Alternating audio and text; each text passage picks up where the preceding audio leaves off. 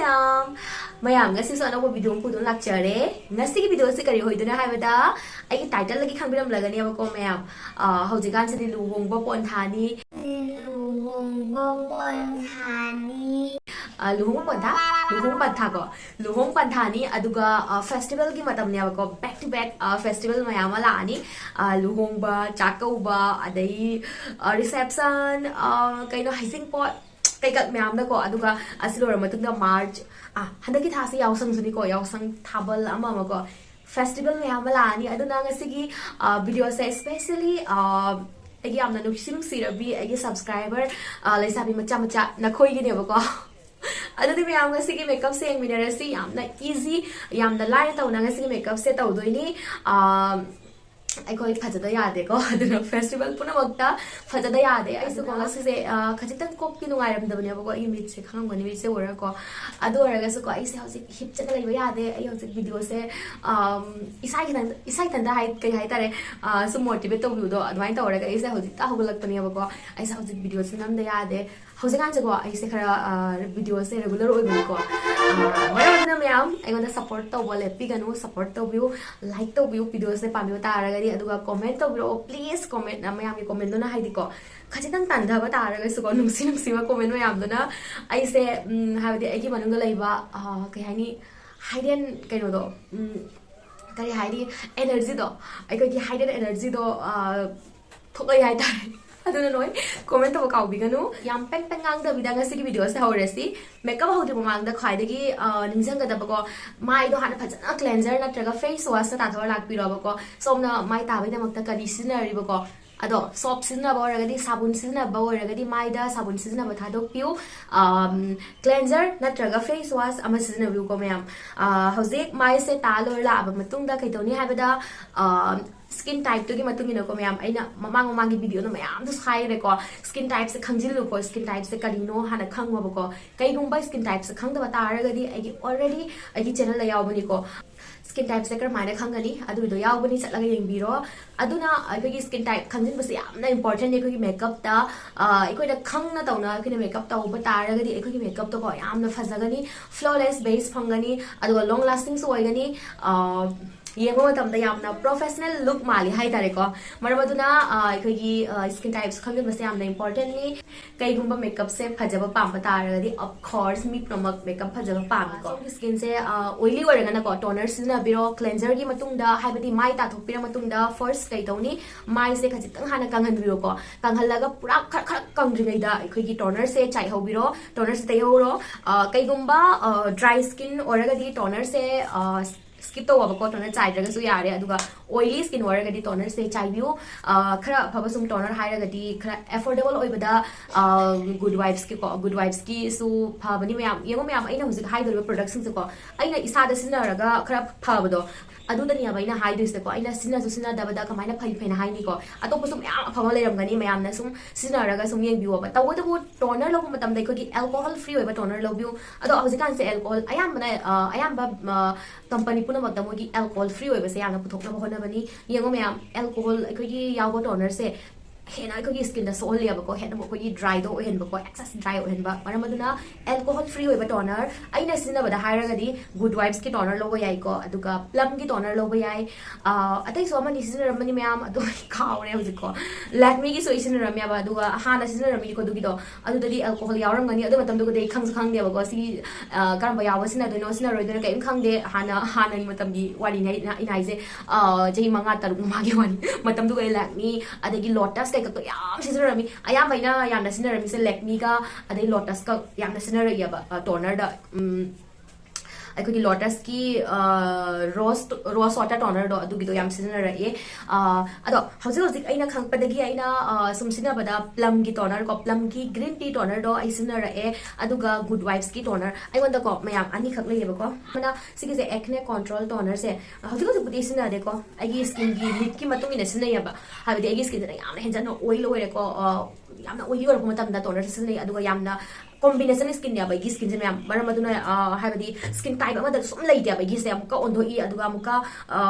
haibadi weather ki matung ina ko season ki matung ina sum ondoi hai tare gi skin se amuk sum dry oi ba amuk sum oily oi ba mai to gale ba combination skin je mai oi gan bane maram aduna ina koi gi yam dry oi ko matam da ko sigi toner sina ni mama tamna sigi sina yaba asigi hydrating glow toner rosip se koi gi hydrate pibi dana ko aduna sigi sai hojida panja khare kai gumba dry skin ora ga di toner se skip to biro hoya dom gi skin se agi dry se so yengo ko sum normal dry na ma leire ko aduga yamna excess yamna henjat ba dry na ma leire adu ba tar ga di koi gi hydrating to biba toner ko doi do sina ba yai ko aduga oily skin oraga di toner se sum sizna biro mayam ina haiza gare good vibes ki slow ba yai toner da aduga plum gi su ai sina ba da nungai sina ba du slow ba yai hauzik toner gi matung da kai tawni toner gi matung da habdi serum tayrasu yai na traga moisturizer aina highway di ko serum de sum skip to biro moisturizer sum tai biro ko moisturizer apha ba malaw ga tai biro apha ba ise athang ba haiba na te ba ko som gi skin gi type to gi matung ina season bi ba ko ko gi moisturizer se magi thabak se kai no ko gi skin je mana phajana hydrate to bi ba moisturize to bi ba asigi ne ba ko duna sida ko gi high end brand season da ba ya de laite ba ko som na for to bangam ba ko som gi skin type ki matung na lo bi ba ko nangi skin se oily oraga na oil free oi ba water based gel based moisturizer la kani ba adu bi do lo bi ro aduga skin se dry oraga na ko gi cream based oi ba moisturizer lo bi ro ko khara thick oi ba dry oraga na ko hauzik cleansing toning moisturizing se lo makeup ho ba yare makeup ke an step primer se so myam kai to doini ko skin type ki matung na lo doini som skin na dry oraga na dewy finish oiba primer lo biu kai gumba oily oraga na oil free oiba matte oiba products lo biu ko sigi se mind set to biu nangi skin type se ko oily ni ko ado ita araga di nang lo dori ba makeup ta sina raga da ba pochei sing se matte finish oiba ko ad matte finish tha ba sing do oily skin go doini combination skin go doini ba ko adu ga dewy finish hydrating glow kari ka adu ba tha ba duna ai ko gi dry skin go doini sigi se khangjin biu ama heta lo raga tai ba yai ko taiba yadaba natti gi wari natte but makeup to phajaro ya ba nangna nagi chana ba nagi nasa gi skin do chana ba tharak ba compare to ko matam da yamna khetna gani makeup to yeng bada su phajaro oi long lasting su oi ra oi aduga skin da su sola kanya ba oh skin sola pa gi hairaga gi mamangi video da comment like ba ko koi gi products su phajana utpiro waina hoi product budi utle utjage ba ko products ni yengo ai sum video yengo raga di sum khang ngani ba ko igonda ai da sum daily sum makeup video khading sin ba products sing do adu tani yam bene sin ri se ngonda kai so ai hen ba yam da product to ondo nai sin da de ba ko kai no hai di yengo ai se isagi ai sum ke za bani na ko mi ngonda ke ba chat pana te se adu nai product se isagi da sum leiza bani na hai di makal se ahumari manga da gi hena ai se tham de ba ko aduga hojigan jidi ko yam bana season of the some season high tare aina pamjagi ba production sum hanjana sum leiraga sum season ba do oyaba mara madu gi aina video kudingi sum uchada bani hoi ngasi video asai phajana ucharake ko aduga ai gi skin da soak ta product utpro na hai ba ko adudi there adudi ko kai hai ni gi aphau ba singna su ko moina su do gi do hoju thi ba phanga moya ba gi skin da soak ta hai se phana su nang atang product season ba ko do gi sigi season ra gi skin da 100% so hai se sigi se kanarsa guarantee piraktri abako asigi product tairaga dinang namai da soi adugdi ko ai haiba ngamte ko maram aduna hoi ekoina sigi khangjin view market ta ekoina som apangi wanda yon ba product brand masak khangda ba karim tha da ba adegi adugum do leibi gano ba ko ekoina som masak khangba brand lei dana ko adudagi lowbi ba mayam yengo maming su tha da bi ke su tha da bi da ekoina market chala pang lei leiba do adugdi to bi gano sida haijani mayam ta so aloi 100% so aloi haiba sidi mayam kanan su haiba ngomoi I hope me am clear obiramani hauzik haurisi ko makeup se aigi wana diko ai husita panjagre ko kai gumba dry skin ora ga di dewy finish ki lobiro aduga oily skin ora ga na matte finish ki hauzik Maybelline da ko product ani ka uchara ke ko primer do ko amana oily skin gi oiduni asig sengo amana dry skin gi oiduni ba ko Maybelline Fit Me Dewy Plus Smooth Normal to Dry Skin sige ko maram aduna dry skin oiba taraga di sige lobiro Maybelline Fit Me da pam taraga di aduga oily skin ora ga na sige Maybelline chamari ko ani sina kaino ni ba sina normal to oily skin matte plus poreless sina oily skin oranga lobiro aduka sina dry skin oranga na lobiro ko magi price se me my actual price ꯑꯩꯈꯣꯏꯒꯤ ꯀꯌꯥꯅꯣ ꯈꯪꯗꯦꯀꯣ ꯑꯩꯁꯨ ꯌꯥꯝ ꯌꯦꯡꯉꯨꯗꯦꯕꯀꯣ ꯑꯣꯟꯂꯥꯏꯟꯗꯩ ꯂꯧꯕ ꯇꯥꯔꯒꯗꯤ 550 600 की मनुंग दा सुम फंगनी online दको अदो सिगे से खजितंग तांगे ना खन बता रगे दिको अमुका उचरके को खरा अमुका अहोंगबदा सिगे मुहोंगबदा को उचरके सिगे इनसाइड की प्राइमर से मैम येंगो Insight 3-in-1 primer primes protects and moisturises सिगे से कोई सिलिकॉन बेस ऑफ प्राइमर नि ना कोई ऑल स्किन टाइप पुना मकलो इसिना बया यागने ना खंजे ऑयली स्किन की दमत यामना नुंगाइनी कॉम्बिनेशन ऑयली नॉर्मल लोइसिना बया को यामना एक्सेस ड्राई होबे तारगदी खजितंग ड्यूई फिनिश होबे प्राइमर लोबियो खजितंग ग्लो काखतपदो को कइन हाइदि कोई ड्राई स्किन जदी कोई माइ से खजितंग ग्लो वाटलिदना को मरम मदुना कइगुंबा होसकी मेबलिन फिट मी से ड्यूई फिनिश की प्राइमर दो यारगदी दो तुम लोबिरो नत्रगा अमका होंगो पामागना मार्स की इल्यूमिनेटिंग प्राइमर दो दुग दोस नर्सी आई आई उचर मार्स की इल्यूमिनेटिंग प्राइमर सिस लवा यारे अदुगा ओइली ओरगना सिगे हौजिक प्राइमर टाइप हौरसिको आइगी ओइनदि आई मेबलिन की ड्यूई फिनिश प्राइमर दो सिनरगे माइना खजितंग नै खाइबेरनि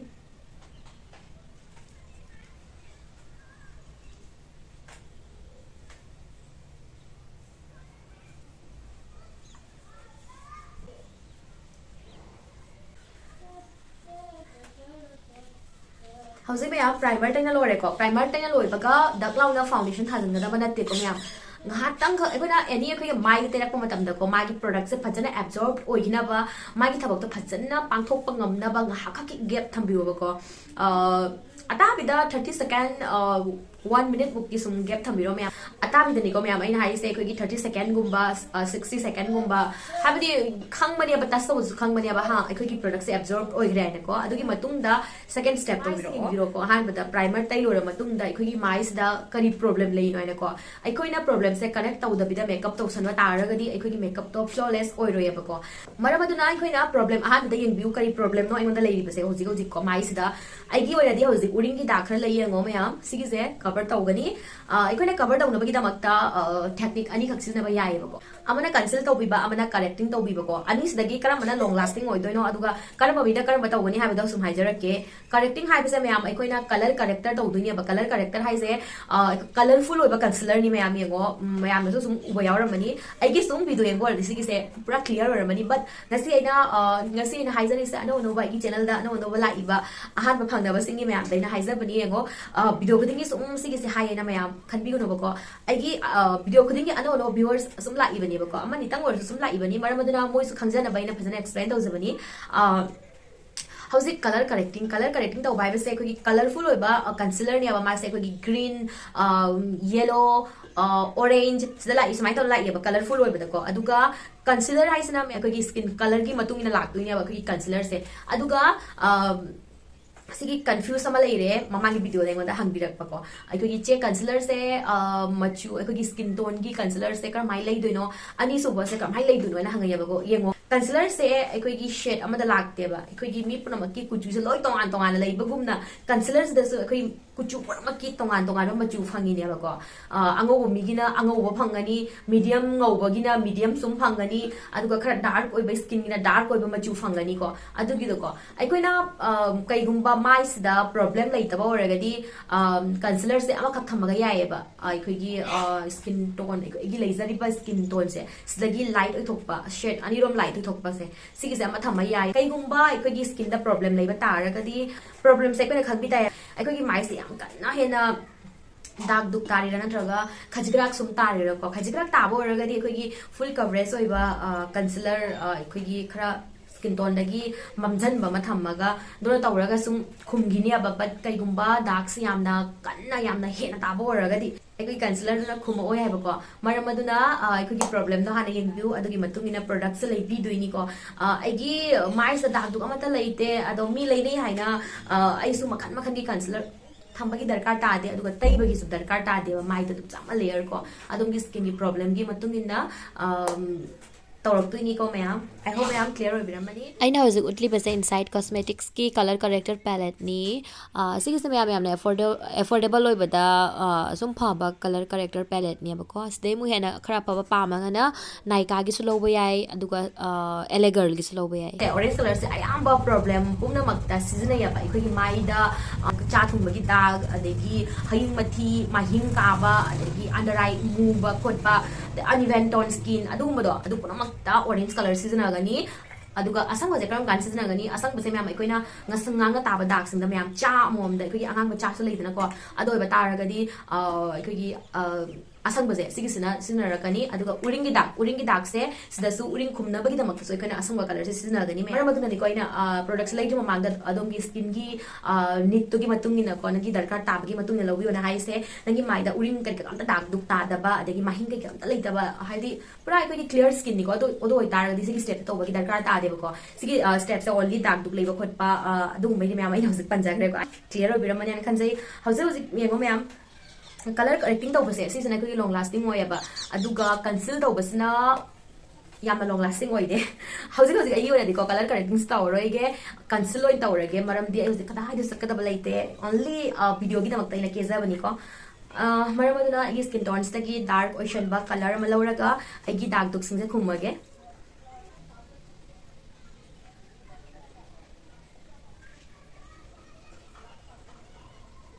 ꯌꯦꯡꯉꯣ ꯃꯌꯥꯝ ꯑꯩꯒꯤ ꯃꯥꯏꯁꯤꯗꯁꯨ ꯌꯥꯝ ꯍꯦꯟꯅ ꯗꯥꯛ ꯂꯩꯕꯗꯤ ꯅꯠꯇꯦꯀꯣ uringgi ꯗꯥꯛ ꯈꯔ ꯂꯩꯕꯗꯣ ꯍꯧꯖꯤꯛ ꯀꯟꯁꯤꯜ ꯇꯧꯖꯔꯦ ꯁꯣꯝꯗꯁꯨ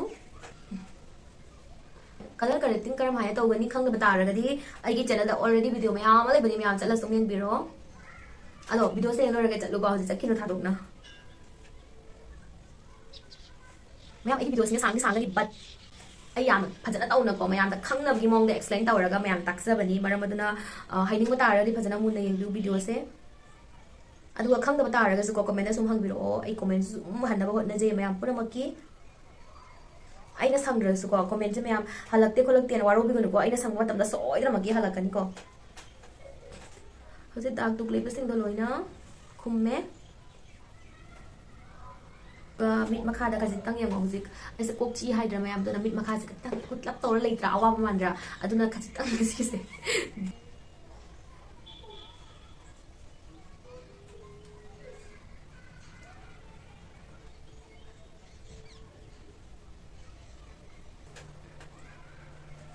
ꯌꯦꯡꯉꯣ ꯃꯌꯥꯝ ꯍꯧꯖꯤꯛ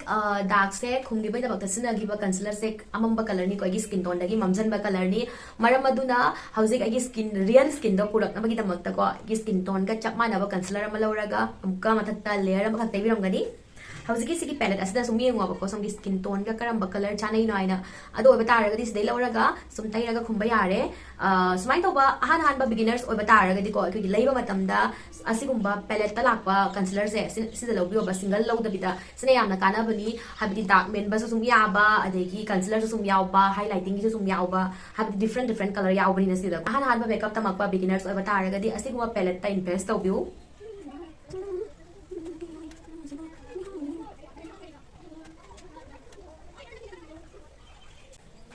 ꯑꯗꯨꯒ ꯐꯖꯅ ꯕ꯭ꯂꯦꯟ ꯇꯧꯊꯣꯛꯑꯅꯤ ꯈꯨꯠꯅ ꯁꯨꯝ ꯕ꯭ꯂꯦꯟ ꯇꯧꯕ ꯌꯥꯏꯀꯣ ꯑꯗꯨꯒ ꯑꯁꯤꯒꯨꯝꯕ ꯕ꯭ꯌꯨꯇꯤ ꯕ꯭ꯂꯦꯟꯗꯔꯅ ꯕ꯭ꯂꯦꯟ ꯇꯧꯔꯒꯁꯨ ꯌꯥꯏ ꯕ꯭ꯌꯨꯇꯤ ꯕ꯭ꯂꯦꯟꯗꯔ ꯂꯧꯕ ꯃꯇꯝꯗ ꯃꯌꯥꯝ ꯑꯀꯪꯕꯗꯣ ꯁꯨꯝ ꯂꯧꯔꯒ ꯁꯤꯖꯤꯟꯅꯒꯗꯕ ꯅꯠꯇꯦꯀꯣ ꯑꯍꯥꯟꯕꯗ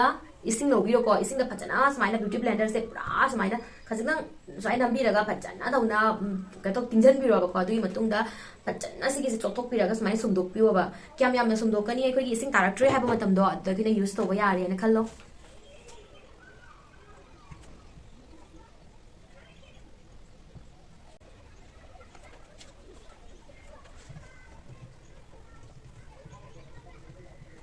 ꯃꯌꯥꯝ ꯌꯦꯡꯉꯣ ꯍꯧꯖꯤꯛ ꯗꯥꯛ ꯗꯨꯛꯁꯦ ꯑꯩꯈꯣꯏꯒꯤ ꯁ꯭ꯀꯤꯟꯒꯤ ꯄ꯭ꯔꯣꯕ꯭ꯂꯦꯝ ꯂꯩꯔꯝꯕꯁꯤꯡꯗꯣ ꯂꯣꯏꯅ ꯀꯔꯦꯛ ꯇꯧꯕꯤꯔꯝꯃꯅꯤꯅ ꯐꯥꯎꯟꯗꯦꯁꯟ ꯊꯥꯕ ꯌꯥꯔꯦꯀꯣ ꯐꯥꯎꯟꯗꯦꯁꯟꯒꯤꯗꯃꯛꯇ ꯍꯧꯖꯤꯛ ꯑꯩꯅ ꯁꯤꯖꯤꯟꯅꯗꯣꯔꯤꯁꯦ ꯏꯟꯁꯥꯏꯠꯀꯤ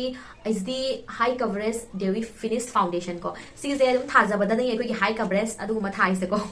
ꯑꯩꯈꯣꯏꯒꯤ ꯃꯤडियम ꯀꯚꯔꯦꯖꯀꯤ ꯐꯥꯎꯟꯗꯦꯁꯟꯅꯤ ꯁꯤꯒꯤꯁꯦ ꯃꯌꯥꯝ ꯌꯥꯝꯅ ꯑꯦꯐꯣꯔꯗꯦꯕल ꯑꯣꯏꯕꯗ ꯐꯕ ꯍꯥꯏꯕꯗꯤ ꯁꯨꯝ ꯂꯣꯡ ꯂꯥꯁꯇꯤꯡ ꯁꯨꯝ ꯑꯣꯏꯕꯤꯕ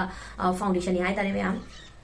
ꯁꯤꯒꯤꯁꯦ ꯌꯥꯏ ꯑꯩꯒꯤ ꯑꯣꯜ ꯇꯥꯏꯝ ꯐꯦꯚꯔꯦꯠ ꯃꯦꯕ꯭ꯂꯤꯟ ꯀꯣ ꯃꯦꯕ꯭ꯂꯤꯟꯒꯤ ꯐꯥꯎꯟꯗꯦꯁꯟꯁꯦ ꯃꯌꯥꯝ ꯑꯩ ꯌꯥꯝ ꯄꯥꯝꯃꯦꯕꯀꯣ ꯑꯅꯤꯁꯦ ꯀꯝꯄꯦꯌꯔ ꯇꯧꯔꯒꯗꯤ ꯑꯁꯤꯅ ꯈꯖꯤꯛꯇꯪ ꯑꯩꯈꯣꯏꯒꯤ ꯀꯚꯔꯦꯖꯁꯦ ꯀꯩ ꯍꯥꯏꯇꯥꯔꯦ ꯁꯤꯅ ꯐꯕ ꯍꯦꯜꯂꯤ ꯍꯥꯏꯕꯗꯤ ꯏꯟꯁꯥꯏꯠꯁꯤꯅ ꯐꯕ ꯍꯦꯜꯂꯦꯕ ꯀꯚꯔꯦꯖꯁꯦ khajitang khetning hai tare aduga sina khajitang watli but sigi segi favorite ni hojik mayam sigi inside ki sone sina rage sigi mayam apamba ma sum sina biro ahong da pamagadi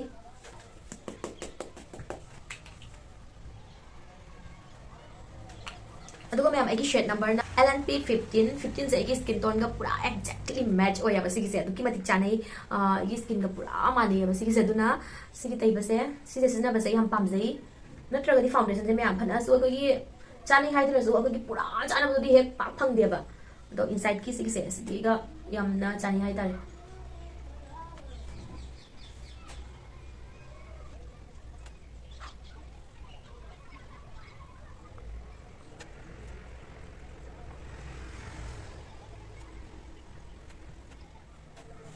मैं अब यंगो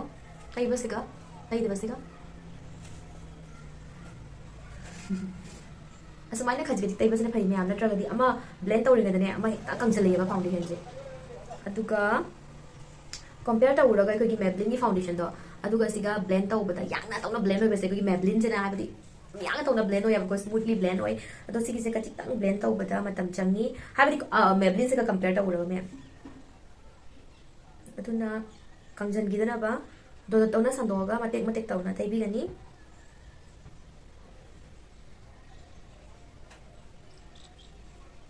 sometimes we couldn't foundation I know see ma'am all to ma'am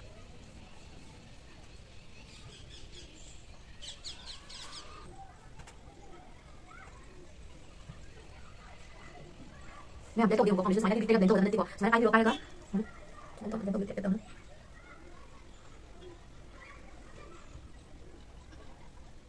Isum se ek trineda sigumba spool malawara ka phajana hatok chagani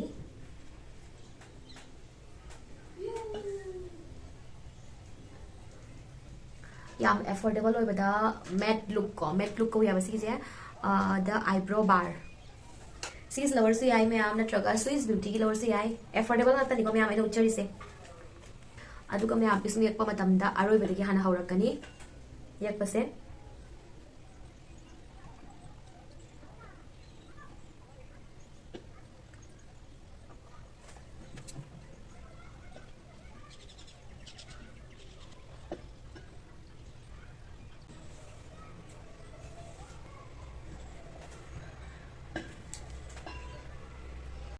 पिसुम दो येकपा लोरबा मतुंगदा spoolie दो लौरनी को पिसुम हातोक नबा brush तो दुगदो लौरनी सिगिसे ma'am brush लैतबा तारगदी को खगी mascara लोरिबगी brush तो दुगदो फजना चामदोक पिरो फजना शैम्पू द खंगदे कई द खंगदे चामदोक पिरगा को पिसुम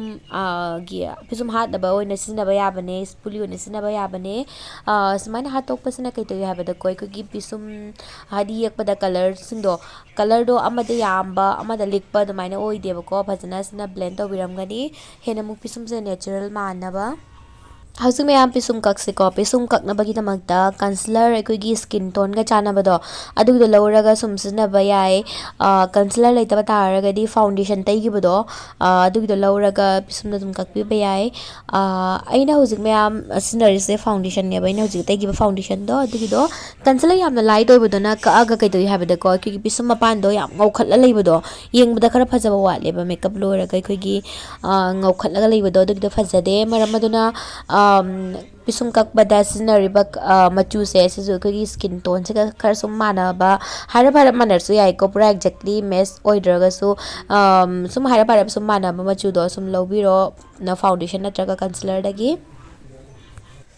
ओके हौजिक खजितम हाइलाइट तौबिदमक्ता कंसीलर अइना हौजिक मैम सिनरिबा कंसीलर से इनसाइड की एचडी कंसीलर नि हाइलाइट तौबगीदमक्ता सिनदोइनी मिट मखासदा मैम खजिक गांधोन बैदमक्ता मिट मखादा खजिक अदो मैम दैदुनते मैम प्रोडक्ट से येंगो खजिक खजिक लौदुइनी को याम दैसन बतारगदी क्रीज लाकनी को मेकअप तो कोगी मरी चियकनी अदुना प्रोडक्ट से तैवन तमने याम न लिक न तौना लौरा तैबिउ मैम चिनबा मपानदा खजिक नातोन मथक्ता खजिक सोम न गांधोन बजगा सिंग दो द खरा खरा तैबिरमनी अदुगा सेम ब्यूटी ब्लेंडर म लौरा फजना ब्लेंड तौथोकजनी हौजिक तौरिसे मैम ब्लश कैगुंबा ब्लश लैत तारगदी को हाबदी लिक्विड क्रीम ब्लश लैतबा तारगदी लिपस्टिक नसु को सुम ब्लश होना सुम सिनबा याय अइना हौजिक लौरिबसे पिंक लिपस्टिक नियाबको लिक्विड लिपस्टिक तवदबु तैबो तमदे सेक्शन बिउ अबको ama hana side nakan amarom da hana tayro ko aduga tayra ka blend tawthokpiro aduga nakan amarom da amuka taybiu natraga di ama blend tawringa da sum kangjalak pani aba ko aduga liquid lipstick di yanga da su dry ori dana ko hauzik set tawbagi damakta compact Maybelline Fit Me gi compact powder ama lawre aduga mai se loina set tawbirani aduga akoina blush taina ma jaga do aduga thadom ngani myam aduga myam yengo compact na set taw matam da su compact to myam lower taw da banate ko amurak anirak sum compact to ka thengbiramaga ko phajana powder kan thokpiraga sum taw set taw birama ba ko thomjanba taraga de ko gi makeup to mari chinga kani phajara hoye ba ko keki horakani howsing myam eye makeup se amna line taw taw doini ko an with the black kajal ama lawre aina lawriba kajal se NYB ki kajal ni ado black kajal adom na pamba ma ko sum season ba ma sum season ka in kai de ko ai lawriba products law da ba ya de gi wari leite ko adom gi lei saba any kajal ma lawra sum yek piro ahan bada sumaina liner oina mari mai ame ko adugi matung da brush ma chama lawraga brown color lawre ko myam yengo ahan bada black kajal tairani adugi matung da brush ma chama lawraga brown ma habadi brown machugi eye shadow lawraga phajana smudge tawbigani ko adugi matung da hojin tawriba step se habadi eye shadow blending brush ama lawrani lawraga hojik khara mayai wara aikogi brown da leitrane yamna dark nataba mayai medium brown do adugi color do lawraga smaina mathakta taibiram gani aina pamjaba color do fangdri phaba ko khajik lawraga color intensity do khara sum hengalan gani myam amuktang na color se lawraga chapak oin taisan bataraga di blend to bada wai aduna khajik tagi dum hawat kani abako howsing myam aina uchariba color se yengo khara light oiba brown lawrani lawraga sigise myam transition color oi dunia bako aduna always sigise ningjang bi bako ikhoina transition crease taiba color se light color tai dunia bako ado myam hojiki light color lawraga phajana line kai ka udana bako phajana tawna blend tawbiram gani hearts color am ta udana ba yamna nan na ba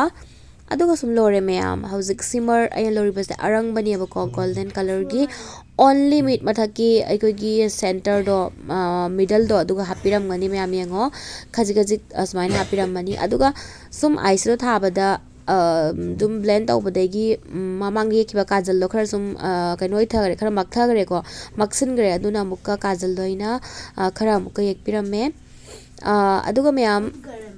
aina uchagi ba hojikta brown khara light brown color lawrani lawraga mit makhada muka phajana taibiramaga phajana blend tawthok chare adugi matungda khara dark oiba brown color lawrani lawraga myam yengo sigise mit khajik tang pomanduine bako hojikan se yam chatnari dana ko aduga phasu yam phajai samain taw bai makeup se aduga myam yengo ngasigi eye makeup se khara ina chamtak tawon thambani bako final look sumyenga khang kari myam smain tawna habade koina mit se khajitang pomalam mani myam yengo mit poman matam da ko color ro tairaga sum blend tawthok tabida sum tham gono bako phajana tawna blend tawthok piu dona mu hena yeng bada natural man mani natraga di pura yeng bada line oina mari oina chinga lei bada phajada bani bako aduna smooth oina phajana blend tawthok piramo hausu Maybelline gi highlighter se golden color gi sis lawrani lawraga smaina eye bag same gi bado mid poman gi bado adugi manung duga taibiramani hauzik sigi glitters lawrani glitters lawraga yengo myam logo da banatte ko khachik khakne ba maru tara moi gadra myam yengo only center duga ta hapiram gani bako atai san biroi same mid makha gi center duga ko mid mathak taina mayai da hap ki badawna chap manana mapa da mid makha gi ko aduda maru manga taruk tang hapiram gani aba ko gi glitters se aduga myam eye makeup se sum lore blush color bar gi sigi blush se powder blush lawrani lawraga phajana mukka taibiramani aduga myam blush tai matam de yengo only aikogi khajai mate ko tai tokpi gono bako smaina mathak lomda chingat piu aina tori mong sida sina yeng matam da khara lift right oina so ugani aduga natural so mali khadang khajik na to khajik su taiba kaubiram nganu hena mu natural manaba color essence ki sigi bronzer sa lawrani aduga aigi mai gi shape ki matungi naina contour sa dauduni mayam yengo contour tawbase ko aina tawriba mong sida ko aina tawriba jaga sida adum tawgada banate ko somgi mai gi shape ki matungi na tawduini adugi do khangni bataraga di fajan tawnai video ma samjarake kaigumba mayamna pama taraga di ko message comment sum ibiramo bako mai shape ki matungi na habadi karamaina contour sa tawgani aina ko hojik mayam highlighter ama lawrani hojik ki mamang daina sizinagi ba ko mid poman ma matam da sizinagi ba master chrome Maybelline gi master chrome highlighter do lawraka highlighter amuk tawbiramani aiko gi mayam highlighter tai doi se ko aiko mai gi high point sing adu da tai doi ne ba ko aiko gi cheekbones forehead daga gi aiko gi brow bone chin area adugumba do mayam adu tai doini nose contour to wase kaugre aduna hojik nose contour to duni mayam sigise nose contour to wase thadok pi gano basena muk hena gi naton gi shape se phaja tholi dana ko ado mayam yengo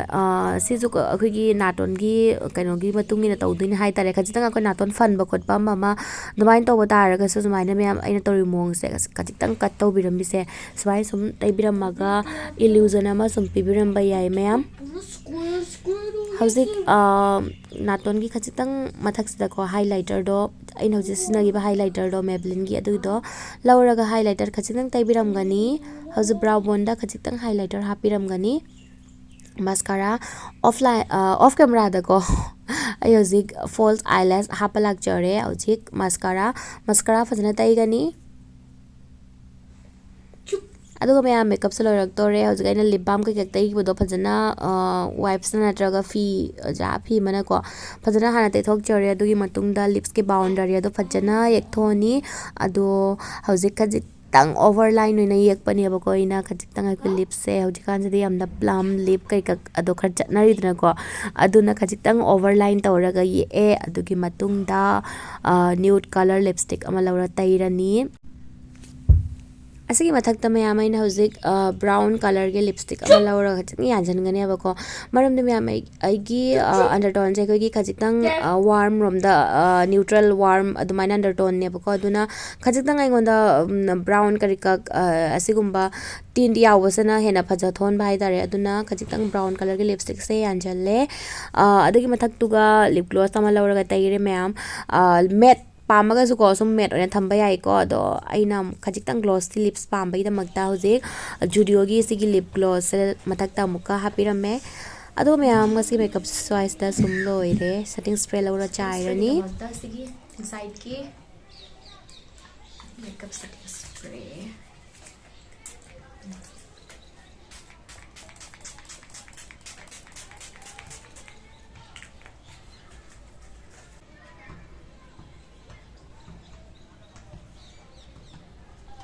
aina hojik toriba se mayam setting spray chaira matung da ko highlighter se sumaina muka ina khara tairam mani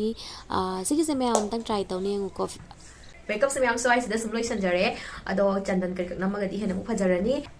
setting spray chaira matung da highlighter tai se am glow hen mani ko ado yeng na jackson di tai bu ko kaino ai setting spray se khara chot ningi da tai do ni na chapa ko ina sarang ra di adu mu yamna hen lang kat laga su phajadina ko yengo tamda